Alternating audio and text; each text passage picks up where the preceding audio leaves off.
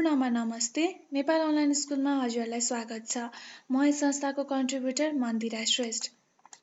सधैँ चाहिँ आज पनि हामी स्टाफ नर्स इन्ट्रान्स प्रिपरेसनको हेल्थ सब्जेक्ट पढ्नेछौँ, जसमध्ये हामीले पार्ट 2 को फर्स्ट टपिक इम्युनाइजेसन र सेकेन्ड टपिक न्युट्रिसनको बारेमा योभन्दा अगाडिको क्लासमा डिस्कस गरिसकेका छौँ। यसको बारेमा हजुरहरूलाई अझ जान्न मन छ भने प्रिभियस भिडियो हेर्न सक्नुहुनेछ। भने आज हामी टपिक नम्बर 3 अर्थात् माल न्युट्रिसन चाहिँ पढ्नेछौँ। With the theme that there is not enough blood in the world because the blood has been sucked by the leech of malnutrition. Some don't get it while you waste it. र आजको हाम्रो contents रहेको छ फर्स्टमा definition, त्यसपछि हामी कजेसहरूको बारेमा जान्नेछौँ, त्यसपछि टाइप्स र त्यसपछि डिसअर्डर्स ड्यू टु मालन्युट्रिसन भित्र under nutrition of vitamins, under nutrition of minerals, protein energy malnutrition र ओबेसिटीको बारेमा चाहिँ पढ्नेछौँ, जसमा चाहिँ आजको हाम्रो मेन फोकस भनेको चाहिँ प्रोटिन एनर्जी मालन्युट्रिसन भित्रको क्वासिवोकर, म्यारास्मस र म्यारास्मिक क्वासिवोकर चाहिँ हुनेछ। यसै गरी त्यसपछि हामी आज प्रिभेन्टिभ मेजर्सहरूको बारेमा पढ्नेछौँ र आज के पढ्यौँ भनेर समराइजेसन गरेर एमसिक्यूको थ्रुबाट सानो एसेसमेन्ट गरेर आजको क्लास पनि एन्ड गर्नेछौँ। फर्स्टमा रहेको छ definition. It's derived from Latin word malus, that means bad, and neutral, that means to nourish. यसको मतलब यो malnutrition भनेको चाहिँ ल्याटिन वर्ड malus र न्युट्रलबाट चाहिँ डिराइभ भएको वर्ड हो, जसको मिनिङ भनेकै bad nourishment भनेर चाहिँ बुझ्न सकिन्छ।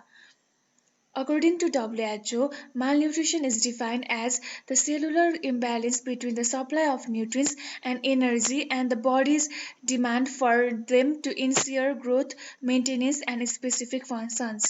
यसको मतलब भनेको चाहिँ हाम्रो बडीले ग्रोथ, मेन्टेनेन्स र स्पेसिफिक फङ्सनको लागि डिमान्ड गर्ने न्युट्रिसन र एनर्जी र हामीले त्यसको लागि सप्लाई गर्ने न्युट्रिसन र एनर्जीको बिचमा चाहिँ इम्ब्यालेन्स हुनु भनेकै मालन्युट्रिसन हो। Malnutrition is the condition that develops when the body does not get the right amount of the vitamins, minerals and other nutrients it needs to maintain healthy tissues and organ function. यो भनेको यस्तो condition हो जसमा चाहिँ हाम्रो बडीले चाहिँ healthy टिस्युहरू maintain गर्नको लागि र अर्गन फङ्सनको गर्नको लागि चाहिँ जति अमाउन्ट अफ भिटामिन, मिनरल र न्युट्रिएन्ट्सहरू चाहिन्थ्यो त्यति अमाउन्टमा चाहिँ पाउने गर्दैन, जस कारणले गर्दा चाहिँ पछि गएर मालन्युट्रिसन चाहिँ डेभलप हुने गर्छ। त्यसपछि अब हाम्रो टपिक रहेको छ types of malnutrition.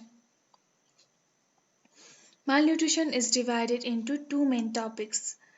Number 1 is undernutrition and number 2 is overnutrition. In undernutrition, nutrients are undersupplied and in overnutrition, nutrients are oversupplied. Both causes nutritional disorders. यसको मतलब भनेकै अन्डर भन्ने बित्तिकै कम हैन, हामीलाई जति अमाउन्टमा चाहिँ न्युट्रिसन चाहिन्थ्यो त्यो भन्दा कम भयो भने, अथवा चाहिँ ओभर भनेको बढी, हामीलाई जति अमाउन्टमा न्युट्रिसन चाहिन्थ्यो त्यो भन्दा बढी भयो भने पनि हामीलाई दुईटैको कारणले गर्दाखेरि मालन्युट्रिसन हुने गर्छ। त्यही भएर चाहिँ कहिले पनि मालन्युट्रिसन भनेको चाहिँ हामी चाहिँ डिफिसियन्सी अफ न्युट्रिसन भनेर चाहिँ बुझिदैन, किनभने यो डिफिसियन्सीको कारणले गर्दाखेरि पनि र ओभरडोजको कारणले गर्दाखेरि पनि हुने गर्छ। अब मालन्युट्रिसन के को कारणले गर्दाखेरि हुन्छ त भन्दाखेरि कमन कजेसहरू भनेको चाहिँ नम्बर 1 मा रहेको छ lack of breast feeding and giving the diluted formula. यो भनेको चाहिँ हामीले जुन बच्चाहरूलाई चाहिँ जन्मेको 6 महिनासम्म चाहिँ आमाको मात्र दुध खुवाउनु पर्छ भनेर जुन हाम्रो एक्सक्लुसिभ ब्रेस्ट फिडिङ भनिन्छ, त्यो चाहिँ हाम्रो ल्याकिङ भयो भने, अथवा चाहिँ बच्चालाई चाहिँ डाइल्युटेड फर्मुलाहरू भनेको चाहिँ जस्तो अब ब्रेस्ट फिडिङको अलावा जुन हामीले ल्याक्टोजेनहरू चाहिँ पाउडर दुधहरू चाहिँ खुवाउने गर्छौँ बच्चालाई, त्यस्तोहरू खुवाउने गर्यो भने पनि बच्चालाई चाहिँ पछि गएर मालन्युट्रिसन हुन्छ भने। अर्को भनेको चाहिँ इम्प्रोपर कम्प्लिमेन्टरी फिडिङ। जब चाहिँ कुनै पनि बच्चा चाहिँ 6 महिनाको भइसक्छ त्यसपछि चाहिँ उसलाई चाहिँ आमाको दुधले मात्र चाहिँ उसलाई जति पनि एनर्जीहरू चाहिँ प्रोभाइड गर्ने गर्दैन, त्यसैले चाहिँ हामीले चाहिँ आमाको दुधसँगै अरू विभिन्न खानेकुराहरू पनि बच्चालाई चाहिँ खुवाउनु पर्छ, जसलाई चाहिँ हामी कम्प्लिमेन्टरी फुड्स भनेर भन्ने गर्छौँ। त्यो चाहिँ हामीले यदि राइट अमाउन्टमा अथवा चाहिँ प्रोपर अमाउन्टमा चाहिँ खुवाएनौँ भने पनि त्यसको कारणले गर्दाखेरि पनि मालन्युट्रिसन हुने गर्छ। र अर्को भनेको ओभरक्राउडिङ इन फ्यामिली। ओभरक्राउडिङ इन फ्यामिली भन्नुको मतलब चाहिँ पपुलेसन चाहिँ इन्क्रिज हुनुको जस्तै हो। जस्तै अब फ्यामिलीमा चाहिँ धेरैजना भयो भने सबैलाई चाहिँ उति अमाउन्ट अफ न्युट्रिसन चाहिँ पुर्याउन सकिँदैन र सबैको न्युट्रिसनतिरको ध्यान पनि जाँदैन, त्यही भएर चाहिँ यसको कारणले गर्दाखेरि पनि मालन्युट्रिसन चाहिँ हुन्छ। र अर्को मेन कारण भनेको त इग्नोरेन्स, किनभने मान्छेहरूले चाहिँ न्युट्रिसनलाई चाहिँ त्यति ध्यान दिँदैन। अब जहिले जे पायो त्यही खाने, ब्यालेन्स वेमा नखाने, पाएको बेला धेरै खाने, अब नपाएको बेला खाँदै नखाने गरेर चाहिँ जुन उनीहरूको चाहिँ न्युट्रिसनतर्फको चाहिँ उनीहरूको इग्नोरेन्स हुन्छ, त्यो कारणले गर्दाखेरि पनि हुन्छ भने। अर्को हुन्छ इलिटरेसी। इलिटरेसी र यो ल्याक अफ हेल्थ एजुकेसन भनेको एउटै भयो होइन। अथवा कोही अब कति मान्छेहरू त पढेकै हुँदैन, उनीहरूलाई न्युट्रिसनको मिनिङै थाहा हुँदैन। त्यही भएको कारणले गर्दाखेरि पनि हुने गर्छ। अब हेल्थ एजुकेसनहरू भनेको चाहिँ उनीहरूलाई हेल्थको बारेमा थाहा हुँदैन, कसरी ब्यालेन्स गरेर खाने, के खानुपर्छ, के खानुहुन्न भन्ने कुराहरू नै थाहा हुँदैन। त्यही कारणले गर्दाखेरि पनि उसलाई चाहिँ मालन्युट्रिसन हुन्छ। अनि अर्को भनेको पोभर्टी, गरिबी, जुन चाहिँ अब नेपालमा चाहिँ प्रायः जसो, नेपाल जस्तो अरू कन्ट्रीहरूमा चाहिँ प्रायः मान्छेहरूलाई अथवा बच्चाहरूलाई मालन्युट्रिसन हुने भनेकै पोभर्टीको कारणले गर्दाखेरि हो। कतिपय कुराहरू चाहिँ हामीलाई थाहा हुन्छ, तर हामीले त्यसलाई जुटाउनको लागि हामीलाई चाहिँ रिसोर्सेसहरू चाहिँ हुँदैन। त्यही कारणले गर्दाखेरि पनि मालन्युट्रिसन हुन्छ। अरू भनेको इन्फेक्सन। इन्फेक्सन भनेको चाहिँ यसको सेकेन्डरी कजेसभित्र पनि पर्ने गर्छ, किनभने कुनै पनि हामीलाई रोगहरू लाग्यो भने चाहिँ त्यो रोगको कारणले गर्दा हाम्रो इम्युनिटी लो भएको हुन्छ। त्यसले हाम्रो बडीको सिस्टमहरूलाई अल्टर गरिदिन्छ, जस कारणले गर्दाखेरि जुन हामीले खाएको फुडहरूको एब्जर्प्सनहरू पनि डिस्टर्ब हुने गर्छ, जस कारणले गर्दाखेरि पनि मालन्युट्रिसन हुने गर्छ भने। फ्यामिलियल डिसहार्मोनी भनेको चाहिँ अब फ्यामिलीमै पिस भएन भने, एकले अर्काको ध्यान दिएन भने, जति बेला फ्यामिली कन्फ्लिक्ट छ भने हाम्रो दिमागले पनि के त हाम्रो डाइटको कुरामा ध्यान जाँदैन होइन, स्ट्रेसहरू हुने गर्छ। त्यस कारणले गर्दाखेरि पनि मालन्युट्रिसन चाहिँ हुने गर्छ। र यसलाई चाहिँ हामीले चाहिँ प्राइमरी कजेस र सेकेन्डरी कजेसमा पनि डिभाइड गरेर चाहिँ हेर्न सक्छौँ, जसमा चाहिँ हाम्रो फर्स्ट पोइन्ट रहेको छ low income or low purchasing power. यो चाहिँ सेम अघिको जस्तै पोभर्टीको कुराहरू आयो, जुन चाहिँ हामीले चाहिँ रिसोर्सेसहरू चाहिँ हामीले चाहिँ त्यो जुटाउन नसकेको कारणले गर्दाखेरि चाहिँ हुनसक्छ भने।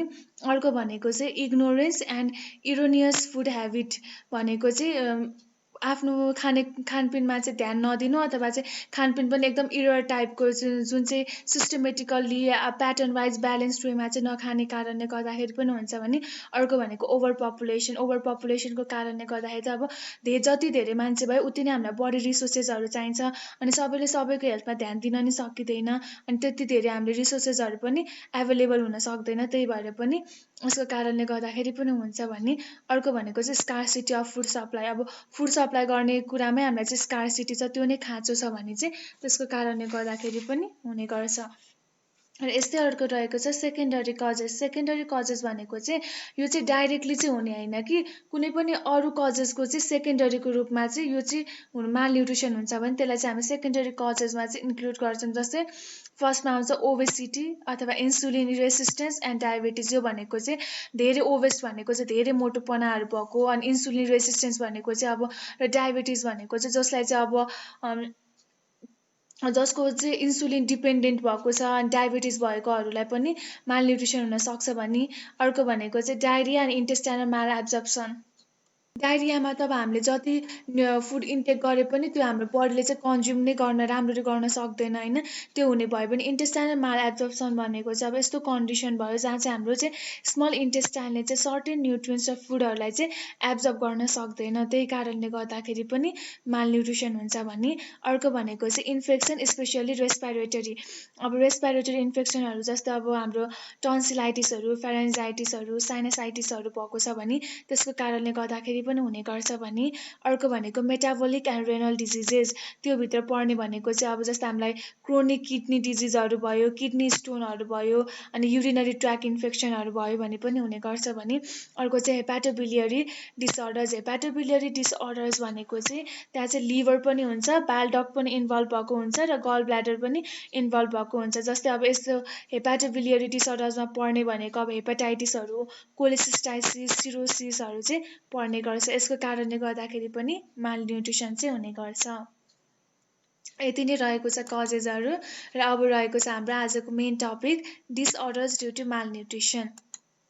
अब के हुन्छ त मालन्युट्रिसन भयो भने भन्दाखेरि, अर्को त अन्डर न्युट्रिसन अफ भिटामिन। अब भिटामिनको कमी भयो भने के हुन्छ, अनि अन्डर न्युट्रिसन अफ मिनरल, मिनरलको कमी भयो भने के हुन्छ, अनि प्रोटिन एनर्जी मालन्युट्रिसन भनेको प्रोटिन एनर्जीको चाहिँ डिसअर्डर अथवा चाहिँ इम्ब्यालेन्स भयो भने चाहिँ के हुन्छ। जस्तो अब त्यसमा क्वासिवोकर, मरास्मस, मरास्मिक क्वासिवोकरहरू पर्ने भयो, अनि ओबेसिटी। यसरी चाहिँ 4 पार्टमा चाहिँ यसलाई चाहिँ डिभाइड गरेको छ, र यसको बारेमा डिटेलली चाहिँ अब हामी पढ्नेछौँ। फर्स्टमा रहेको छ अन्डर न्युट्रिसन अफ भिटामिन्स। यसमा पढ्ने भनेको चाहिँ योभन्दा अगाडिको सेसनमा हामीले न्युट्रिसनको क्लास लिएको थियौँ। त्यसमा पनि मैले चाहिँ हजुरहरूलाई भिटामिनको कमीहरू भयो भने कुन कुन डिजिज हुन्छ भनेर भिटामिन डिफिसियन्सी डिजिजहरूमा पनि यो कुराहरू इन्क्लुड गरेकै थिएँ। त्यसमा नि सेम कुरा नै रिपिट हो। जस्तै थाइमिन भनेको भिटामिन B1 भयो, त्यसको कमीमा के हुन्छ त हामीलाई बेरी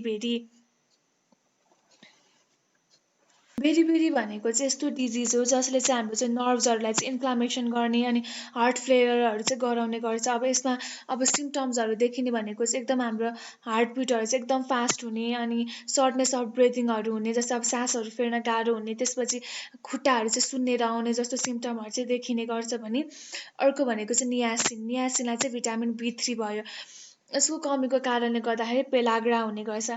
पेलाग्रा भनेको चाहिँ अब यसमा चाहिँ के हुन्छ त भन्दाखेरि डर्माटाइटिसहरू हुन्छ, डायरियाहरू हुने, मेन्टल डिस्टर्बेन्सहरू चाहिँ हुने गर्छ भने अर्को एस्कर्भिक एसिड अथवा चाहिँ भिटामिन सीको कमीको कारणले गर्दाखेरि स्कर्भी हुन्छ।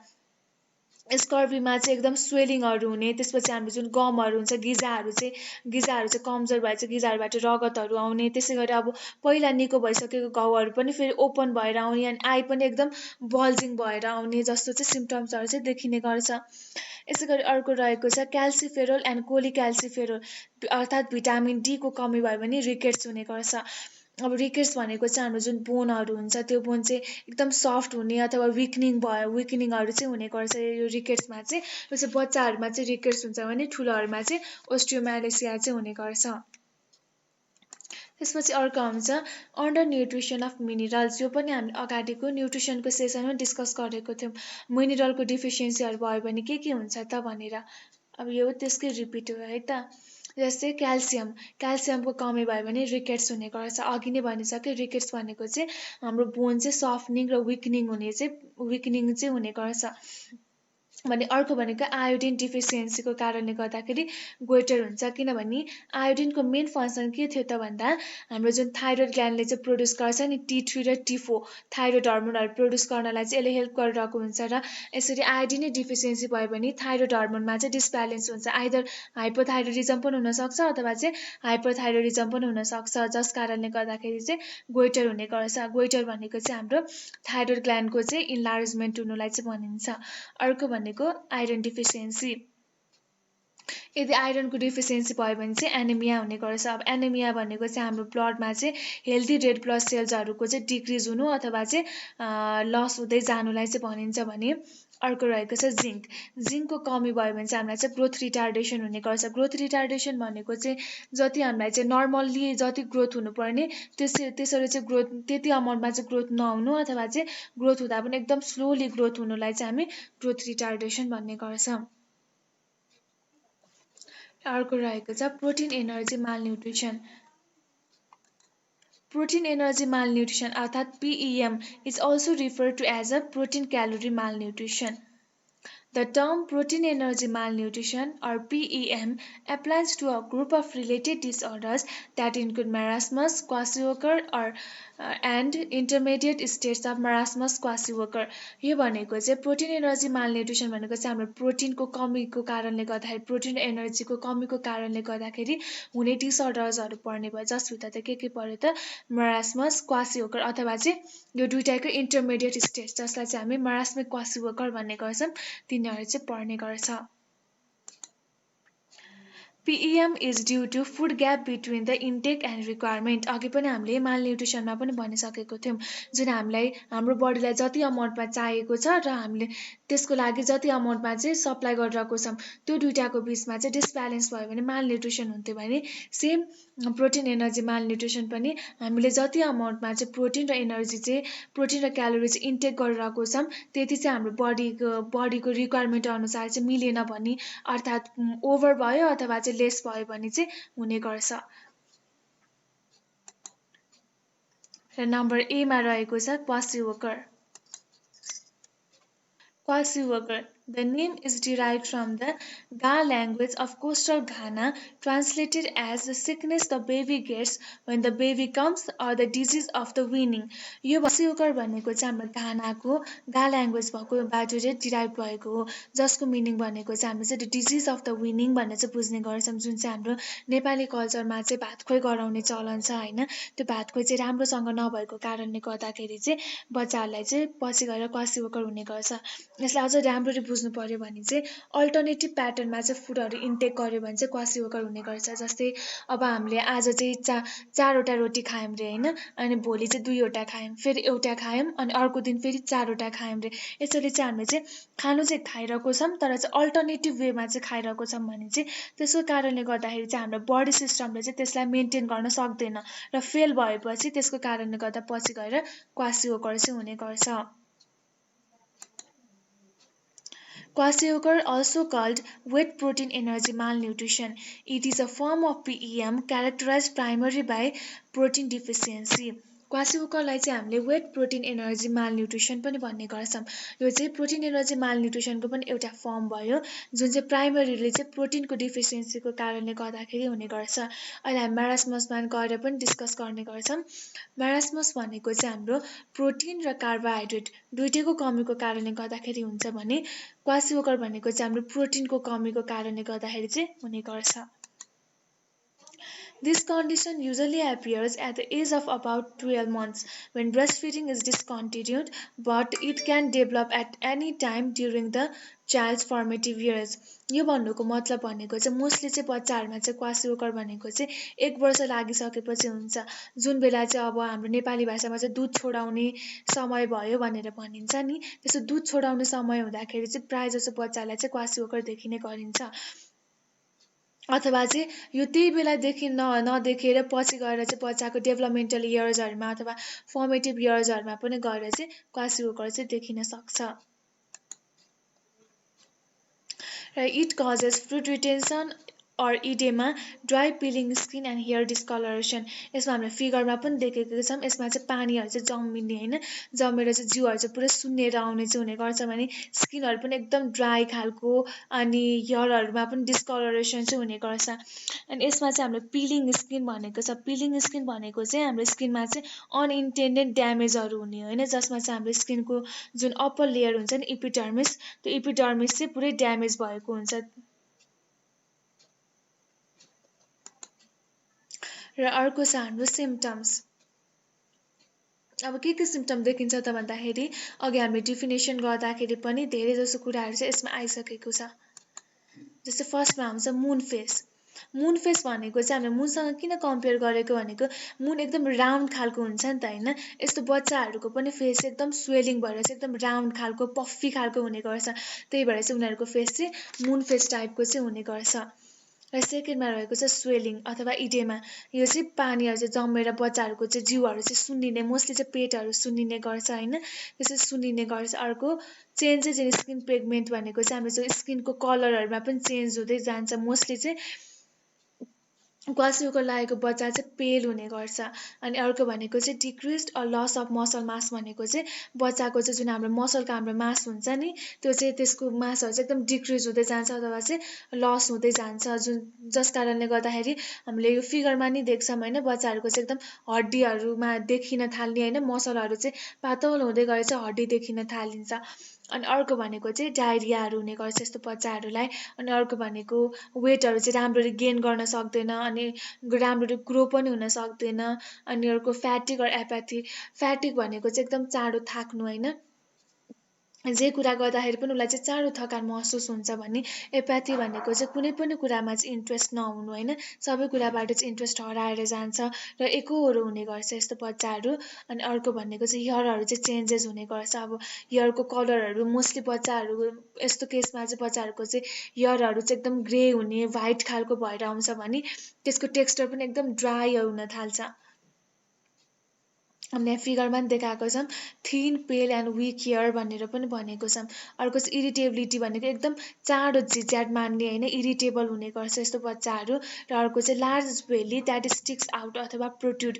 यस्तो बच्चाहरूको चाहिँ हाम्रो जुन एक्स्ट्रिमिटिजहरू चाहिँ लिन एन्ड थिन भए पनि उसको चाहिँ सबै पानीहरू चाहिँ कहाँ गएर त उसको बेल्लीमा चाहिँ गएर जमेको हुन्छ नि। पानीमा त नभनौँ, जस फुडहरू चाहिँ त्यहाँ गएर जम्मा भएर चाहिँ उसको बेल्ली अथवा पेट चाहिँ एकदम बाहिर पुक्क परेर चाहिँ निस्केको हुन्छ होइन। अनि त्यसपछि अर्को भनेको ऱ्यासेसहरू आउँछ स्किनहरूमा चाहिँ। अब अघि पनि भनेको थियौँ, स्केली खालको स्किन हुन्छ, पिलिङहरू हुन्छ, अनि त्यसको कारणले गर्दाखेरि डर्माटाइटिस पनि हुने गर्छ। डर्माटाइटिस भनेको चाहिँ स्किनको इन्फ्लामेसनलाई भनिने गरिन्छ। र एकदम यो चाहिँ टाइममै ट्रिट भएन भने एकदम लेट स्टेजमा गएर चाहिँ सक पनि हुने गर्छ।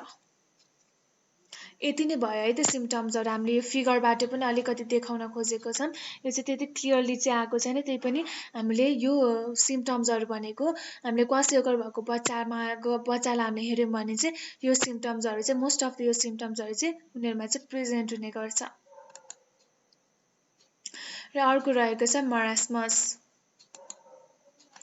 The word marasmus comes from the Greek marasmus, which means wasting due to dietary deficiency or severely restricted food intake. अघि हामीले क्वासियोकरमा के भनेको थियौँ त भन्दाखेरि अल्टरनेटिभ फिडिङको कारणले गर्दाखेरि चाहिँ हुने गर्थ्यो। जुन चाहिँ खानु चाहिँ खाइरहेको छ तर राम्रो वेमा खाइरहेको छैन, अल्टरनेटिभ वेमा चाहिँ खाइरहेको छ, जस कारणले गर्दाखेरि चाहिँ बडीले चाहिँ त्यो बडी सिस्टमले चाहिँ त्यसलाई चाहिँ कन्ज्युम गर्न, त्यसलाई मेन्टेन गर्न सकिरहेको छैन भने मरास्मसमा चाहिँ त्यो खानामा अल्टरनेटिभ हुने त परै जाओस्, उसले चाहिँ खानामा पनि उसको चाहिँ म्यारास्मसमा भनेको चाहिँ उसले चाहिँ खानेकुरा नै पाइरहेको हुँदैन होइन। उसको हरेक डाइटमा फुड इन्टेकहरूमा पनि रेस्ट्रिक्टेड भइरहेको हुन्छ, जस कारणले गर्दाखेरि चाहिँ वेस्टिङ हुने गर्छ।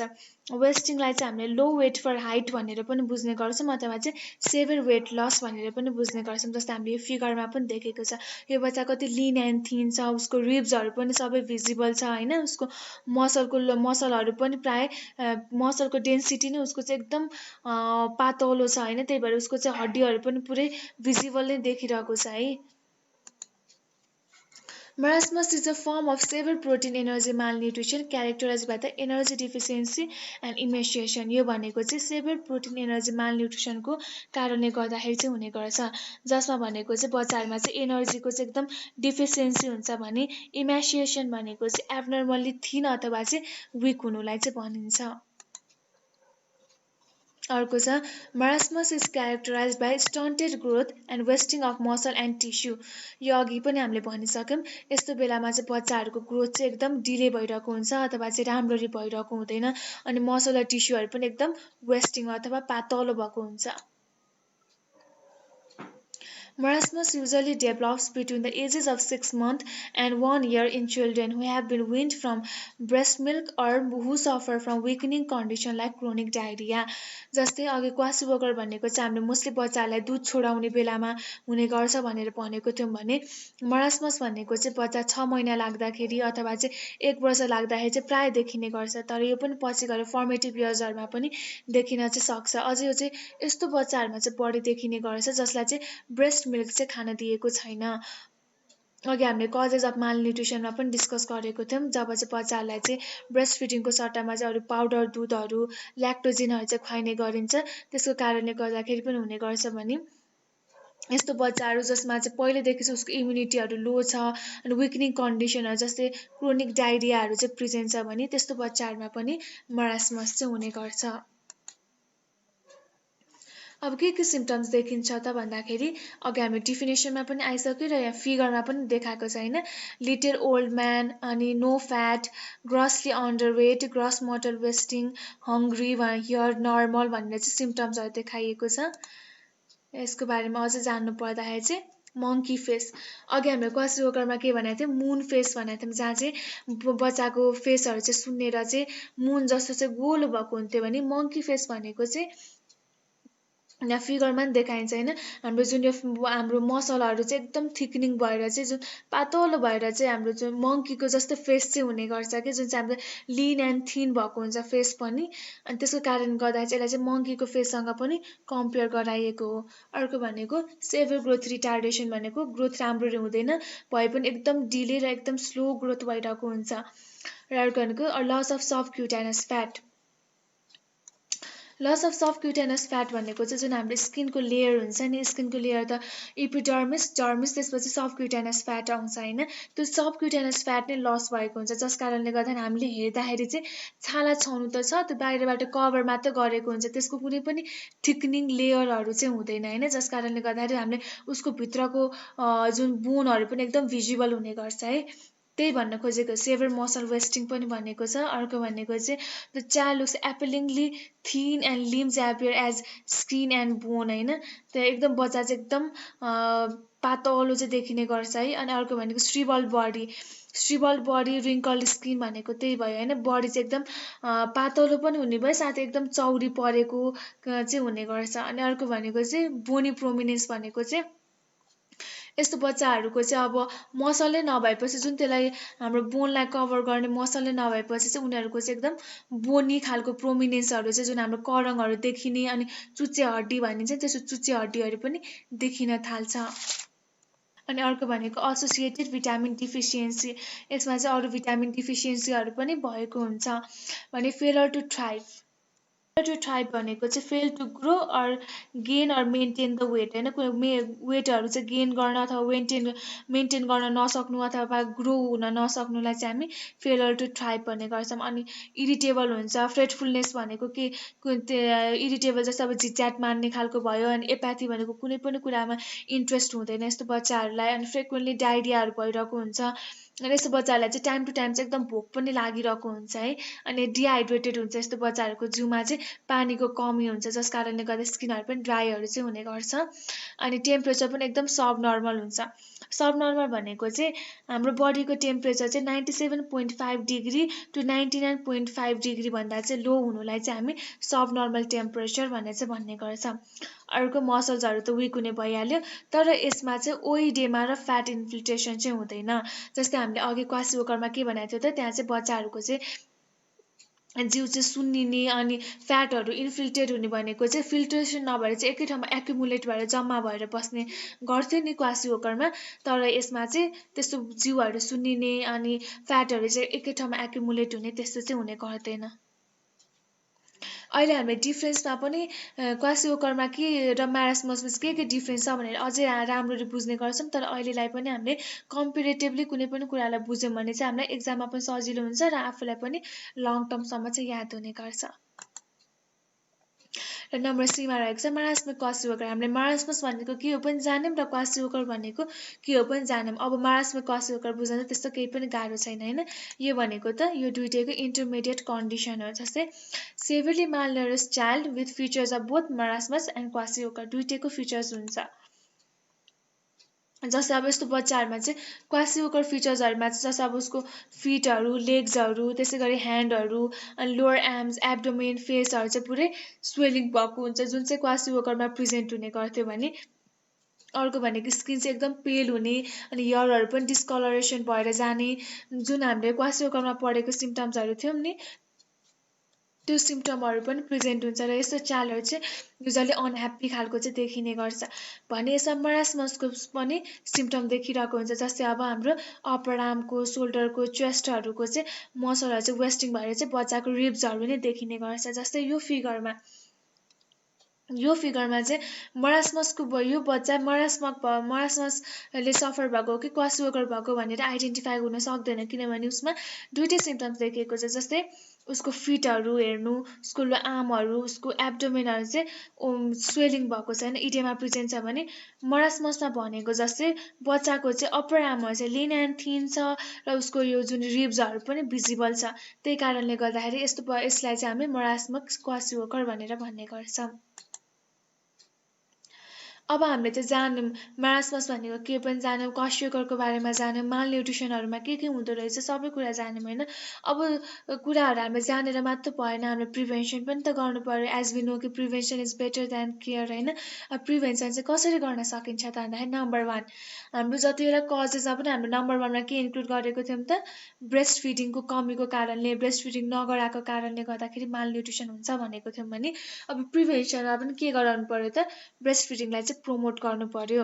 र अर्को भनेको बेबी फ्रेन्डली हस्पिटललाई प्रमोट गर्नु पर्यो। यो बेबी फ्रेन्डली हस्पिटल भनेको चाहिँ एउटा इनिसिएटिभ जुन चाहिँ WHO ले ल्याएको चाहिँ एउटा कन्सेप्ट हो होइन। यो बेबी फ्रेन्डली हस्पिटल भनेको चाहिँ यस्तो हस्पिटलहरूमा चाहिँ भनिन्छ होइन, जुन हस्पिटलमा चाहिँ कुनै पनि बच्चालाई चाहिँ ब्रेस्ट फिडिङको अलावा चाहिँ कुनै पनि पाउडर दुधहरू, डाइल्युटेड मिल्कहरू चाहिँ खान दिँदैन। साथसाथै यस्तो हस्पिटलहरूमा चाहिँ बच्चालाई चाहिँ बोतल फिडिङहरू पनि गराउन दिँदैन। यस्तो हस्पिटलहरूलाई चाहिँ हामीले प्रमोट गर्नुपर्छ। अर्को नम्बर 2 मा भनेको चाहिँ development of low cost weaning food. Child should be made to eat more food at frequent intervals. अहिले पनि हामीले भनेको थियौँ मोस्ट अफ द पिपुलहरूलाई, बच्चाहरूलाई चाहिँ मालन्युट्रिसन हुने भनेकै उनीहरूको चाहिँ पोभर्टीको कारणले गर्दाखेरि हुन्छ, जस कारणले गर्दा उनीहरूले चाहिएको जति न्युट्रिसन चाहिँ उनीहरूले अफोर्ड गर्न सक्दैन होइन। त्यही कारणले गर्दाखेरि चाहिँ लो कस्ट विनिङ फुडहरू पनि डेभलप गर्नुपर्छ, जस कारणले गर्दा बच्चालाई चाहिँ सबै स्तरको बच्चाहरूले चाहिँ इक्वल अमाउन्टमा चाहिँ न्युट्रिसन चाहिँ पाउन सकोस् है। अनि बच्चालाई चाहिँ खुवाउने बेलामा चाहिँ फ्रिक्वेन्ट इन्टरभलमा चाहिँ फिडिङ गराइरहेको हुनुपर्छ। नम्बर 3 मा भनेको न्युट्रिसनको बारेमा एजुकेसन दिनु पर्यो। अब उनीहरूले न्युट्रिसन त खुवाउने, तर अब उसले रङ वेमा खुवायो भने त्यो पनि काम लागेन। त्यही भएर चाहिँ करेक्ट फिडिङ प्र्याक्टिसेसहरू पनि हामीले प्रमोट गर्नु पर्यो।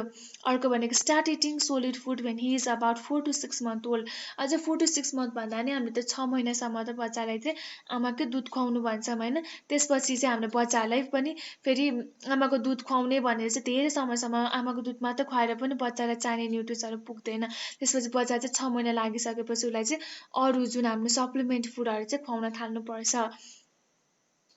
अर्को भनेको young child need at least 4 meals a day भनेको यङ चाइल्ड, नर्मल चाइल्डहरूलाई चाहिँ दिनमा चाहिँ 4 चोटि चाहिँ खुवाउनु पर्ने हुन्छ।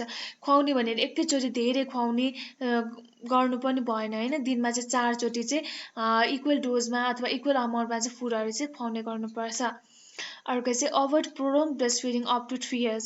अब हामीले ब्रेस्ट फिडिङ गराउने भन्छौँ होइन, तर कतिपय पेरेन्ट्सहरूले चाहिँ के सोच्नुहुन्छ भने ब्रेस्ट फिडिङ त एकदम राम्रो हो, किन यसलाई डिस्कन्टिन्यू गर्नु भनेर चाहिँ लङ टर्मसम्म पनि ब्रेस्ट फिडिङ गराइरहेको हुन्छ। तर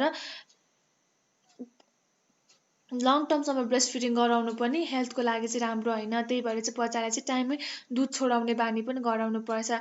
अप टु जस्तै अब बच्चालाई 3 वर्षसम्म नि दुध खुवाएर राख्नु चाहिँ भएन। त्यहीसँग उसको एज अनुसारको उनीहरूको फुड रिक्वायरमेन्टहरू पनि बढ्दै जान्छ। त्यही अनुसारको उनीहरूलाई फुडहरू चाहिँ प्रोभाइड गर्नुपर्छ।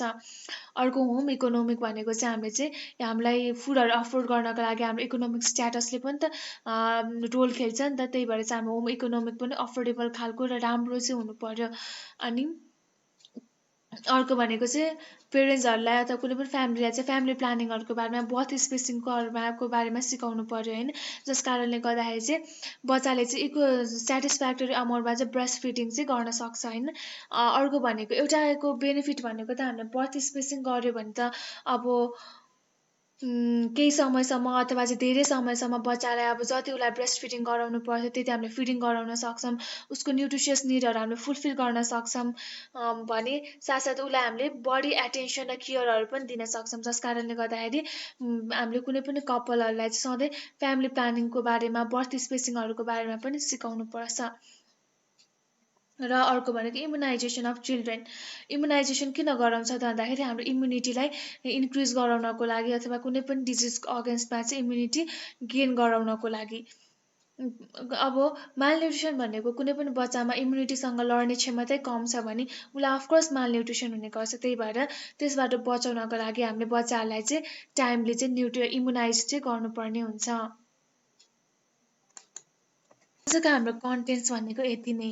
अब हामीले के पढ्यौँ सर र समराइज गर्छौँ है त। फर्स्टमा रहेको छ मालन्युट्रिसन।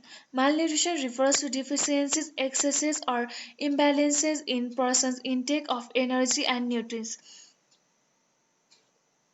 भनेको चाहिँ कुनै पनि मान्छेले चाहिँ इन्टेक गरेको एनर्जी अथवा न्युट्रिसनको चाहिँ डिफिसियन्सी भयो अथवा चाहिँ एक्सेस भयो अथवा चाहिँ इम्ब्यालेन्स भयो भने हुने कन्डिसनलाई चाहिँ हामी मालन्युट्रिसन भन्ने गर्छौँ। टाइप्समा हामीले ओभर न्युट्रिसन र अन्डर न्युट्रिसन भनेर पढ्यौँ। यदि हामीले चाहिने भन्दा बढी मात्रामा कन्ज्युम गर्यो भने ओभर न्युट्रिसन र कम मात्रामा गऱ्यौँ भने अन्डर न्युट्रिसन। अब के कारणले मालन्युट्रिसन हुन्छ भन्दाखेरि सजिलो छ है रिमाइन्ड गर्नलाई। अब ब्रेस्ट फिडिङको कमीको कारणले गर्दाखेरि, कम्प्लिमेन्टरी फिडिङहरू राम्ररी नखाएको कारणले गर्दा, फ्यामिलीमा ओभरक्राउडिङ भयो भने, इग्नोरको कारणले गर्दा, इलिटरेसीको कारणले गर्दा, हेल्थ एजुकेसनहरूको ल्याक भएको कारणले गर्दा, पोभर्टीले गर्दा, इन्फेक्सनहरूको कारणले गर्दा र फ्यामिली डिसहार्मोनीहरूको कारणले गर्दाखेरि मालन्युट्रिसन हुन्छ भने अब हामीले त्यसपछि डिसअर्डर्स ड्यु टु मालन्युट्रिसनको बारेमा पढाएको थियौँ, जसभित्र हामीले भिटामिनको कमीको कारणले गर्दाखेरि के हुन्छ, मिनरलको कमीको कारणले गर्दा के हुन्छ र प्रोटिन एनर्जी मालन्युट्रिसनभित्र के पर्छ भनेर क्वासिओकर, मरास्मस र मरास्मस क्वासिओकरको बारेमा डिटेलमा पढेको थियौँ। अब यो दुईटा विषय के चाहिँ डिफ्रेन्स रहेको छ त भन्दाखेरि, हामीले अघि पनि भनेको थियौँ क्वासिओकरलाई हामीले के भनिन्छ भन्दाखेरि यो चाहिँ घानियन डायलेक्टबाट चाहिँ डिराइभ भएर आएको वर्ड हो, जुन चाहिँ यो चाहिँ सिकनेस अफ द विनिङ भनेर पनि भन्ने गर्छौँ। भन्थ्यो भने मरास्मस भनेको चाहिँ ग्रिक वर्ड मरास्मसबाट आएको, जुन चाहिँ फुडहरूमा चाहिँ रेस्ट्रिक्सनहरू भएको कारणले गर्दाखेरि वेस्टिङ भएर चाहिँ हुने गर्छ।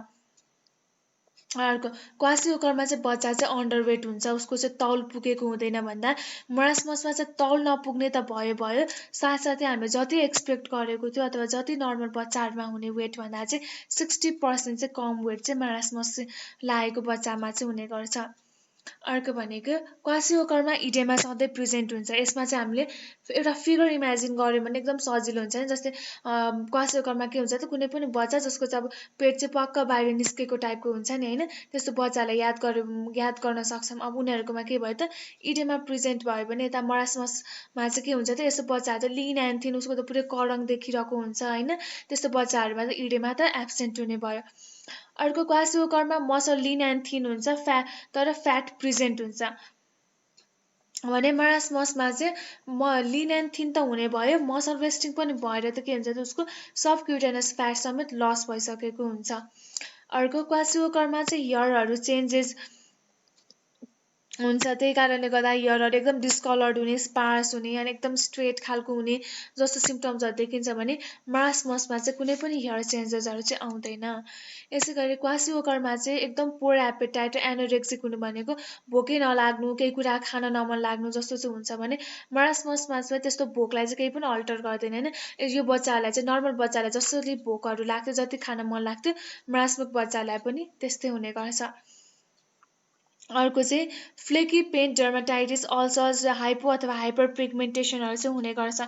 फ्लेकी भनेको चाहिँ एकदम स्केली खालको हुनु होइन, त्यस्तो खालको चाहिँ स्किनहरूमा चेन्जेसहरू आउँछ भने मरास्मसमा चाहिँ जस्तो नर्मल बच्चाहरूमा चाहिँ जस्तो स्किन हुन्थ्यो त्यस्तै स्किन चाहिँ प्रेजेन्ट हुने गर्छ।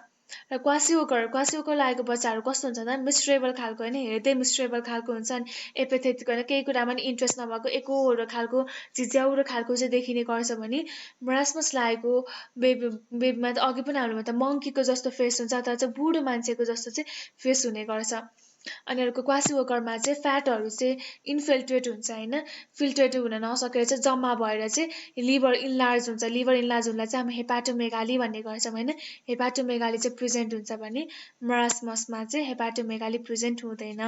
यसको मतलब यसमा फ्याटी इन्फिल्ट्रेसन पनि हुँदैन। यति नै रहेको छ आज हामीले जानेको कुराहरू होइन, हामीले यसलाई सर्ट समराइज पनि गरिहाल्यौँ। अब आज हामीले के पढ्यौँ र हामीले कतिसम्म बुझ्यौँ भनेर एसेसमेन्ट गरौँ है त। हामीले एसेसमेन्ट चाहिँ सधैँ चाहिँ एमसिक्यूकै थ्रुबाट गर्छौँ। यो एमसिक्यूहरू चाहिँ तपाईँलाई नर्सिङ एडभान्स प्रिपेरेसन एक्जामको भ्यूबाट नै एकदम इम्पोर्टेन्ट क्वेसनहरू नै हो र साथै तपाईँलाई चाहिँ आज आफूले कतिको जानु त्यो पनि हजुरहरूले चाहिँ यो एमसिक्यू थ्रुबाट चाहिँ आफूलाई सेल्फ इभ्यालुएसन चाहिँ गर्न सक्नुहुन्छ। हाम्रो आजको फर्स्ट क्वेसन रहेको छ, which of the following is also known as sickness of weaning. Option रहेको छ number A marasmus, number B kwashiorkor, number C obesity, number D both A and B. यसको राइट एन्सर रहेको छ number B क्वासिओकर। हामीले भनेको थियौँ क्वासिओकर भनेको alternative way of intake of फुडको कारणले गर्दाखेरि हुन्छ भनेको थियौँ, त्यसैले यसलाई सिकनेस अफ विनिङ पनि भनिन्छ भनेर अघि हामीले इन्ट्रोडक्सनको बेलामा डिस्कस पनि गरेको थियौँ। अब नम्बर 2 छ मुन फेज इज प्रेजेन्ट इन। यो त हामीले भनिरहेको छौँ, त्यही भएर यसको एन्सर त सजिलै छ होइन। अप्सन के रहेको छ त, marasmus, kwashiorkor, rickets or pellagra. Right answer रहेको छ क्वासिओकर। क्वासिओकरमा चाहिँ उनीहरूको चाहिँ जुन बेबीहरूको फेस चाहिँ स्वोलन भएर चाहिँ मुन जस्तै गोलो हुने गर्छ होइन, त्यही भएर चाहिँ उसलाई चाहिँ मुन फेस भनेर चाहिँ भनिने गर्छ। यसै गरी नम्बर 3 मा रहेको छ which of the following is not present in marasmus. Number A good appetite, number B normal skin, number C oedema, number D muscle wasting. र यसको राइट एन्सर रहेको छ ओइडेमा। यो भनेको चाहिँ मरास्मस बेबीहरूमा चाहिँ इडेमेटस चाहिँ हुँदैन उनीहरूको बडी, किनभने उनीहरूको बडी त लिन एन्ड थिन हुन्छ। यो बाहेकको सबै सिम्पटम्सहरू चाहिँ मरास्मसमा चाहिँ प्रेजेन्ट हुने गर्छ। यसै गरी नम्बर 4 मा रहेको छ marasmic child face will look like monkey, moon, P-shape or none of the above।